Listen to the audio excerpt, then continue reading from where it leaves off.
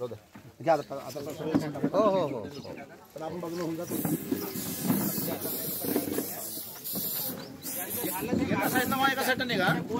समोरून यायचं तिकोण दिवसनखोरीचे भिक्षू प्रज्ञा प्रिय हे आपल्यामधून काल कथित झालेले आहे. दिनांक 15/5/2024ला त्यांचं 14 तारखेला रात्री 2 वाजता हार्ट अटॅकनं निधन झालेलं आहे. ते काल कथित झालेले आहे. तर त्या निमित्ताने एवढे बरेचसे बौद्ध भिक्खू संघ व उपासक उपासिका या ठिकाणी हजर आहे.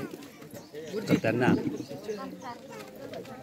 भावपूर्ण श्रद्धांजली अर्पण करण्यात येत आहे. या ठिकाणी बरेचसे बौद्ध भिक्खू संघ या ठिकाणी आणि त्यांनी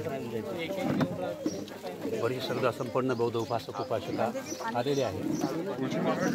त्यांनी भिक्खू प्रज्ञाप्रिय यांना श्रद्धांजली अर्पण करत आहे, पुष्पांजली अर्पण करत आहे. चांगले भिक्षू होते. भिक्खू संघाचा पुढे कार्यक्रम राहिला असताना तर ते आपले जिपकार घेऊन भिक्खू संघाच्या सेवेसाठी यायचे आणि त्यांना कोणी दान नाही जर दिलं तर त्याच्यात ते नाराजी व्यक्त करत नव्हते. असे चांगले कार्य करणारे आणि भिक्खू संघाविषयी त्यांच्या अंतःकरणामध्ये खूप मोठी श्रद्धा होती. धम्माविषयी फार मोठा आदर होता. तर ते आज दिनांक 14/5/2024ला ते कालकथित झाले. हार्ट अटॅकने त्यांची प्राणज्योत मावळल्या गेलेली आहे.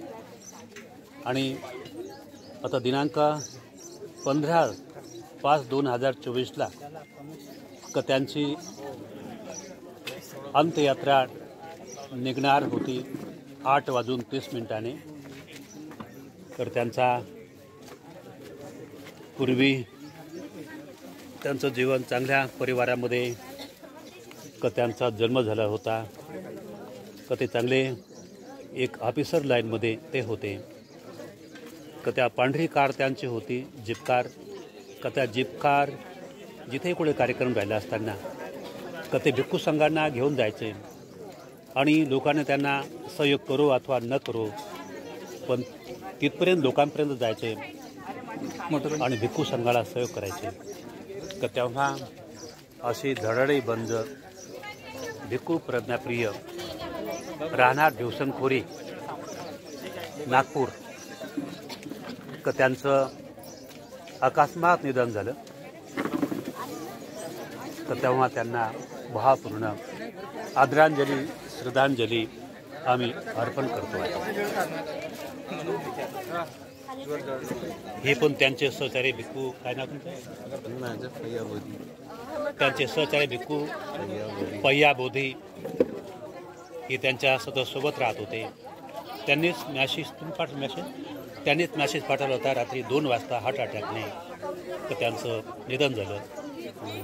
आणि दिनांक 15/5/2024ला 8:30 वाजता त्यांची अंत्ययात्रा निघणार आहे असं मॅसेज दिला. ठरल्याप्रमाणे या ठिकाणी बरेचसे श्रद्धासंपन्न बौद्ध उपासक उपासिका हजर आलेले आहे. त्या उपासक उपासिका त्यांना आदरांजली पुष्पांजली ते अर्पण करून राहिलेले आहे. त्यांच्याविषयी असणारी खूप मोठी श्रद्धा आहे.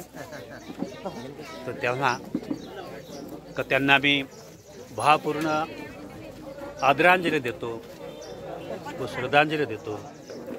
तर तेव्हा हे त्यांना आदरांजली पुष्पांजली अर्पण करत आहोत आणि त्यांना भावपूर्ण मंगलमय आशीर्वाद देत आहोत. आमच्या भिक्खू संघाने पण त्यांना आशीर्वाद दिलेला आहे का त्यांचा पुन्हा जन्म हो व त्यांचं पुण्या धम्म कार्यामध्ये त्यांनी स्वतःला वाहून घेऊ आणि त्याच्याकडून मोठ्या प्रमाणामध्ये धम्माचं कार्य हो ही अशी आम्ही मंगल कामना व्यक्त करतो आहे.